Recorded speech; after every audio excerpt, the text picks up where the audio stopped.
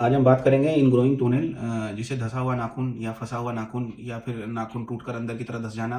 ये गलत तरीके से नाखून काटने की वजह से होता है। नाखून को छोटा काटना या फिर नाखून के साइड एरिया को गोल काट देना या फिर टाइट शूज़ पहनना, टाइट सॉक्स पहनना या किसी-किसी को नाखून जो होता है उसकी शेप मोटी होती है, उसमें फंगल इन्फेक्शन होने के चांसेस होते हैं, उसकी वजह से भी होता है।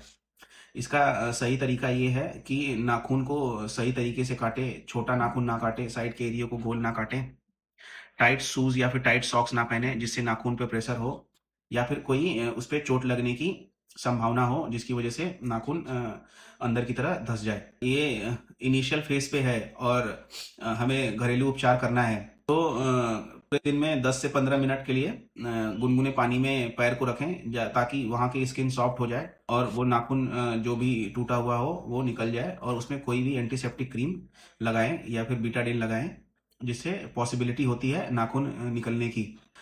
उसके बावजूद भी अगर ये सारी चीज़ें करने के बाद भी अगर वो नाखून नहीं निकल रहा है या फिर ठीक नहीं हो रही प्रॉब्लम, तो उसका सॉल्यूशन यही है कि हमें उसकी सर्जरी करानी चाहिए।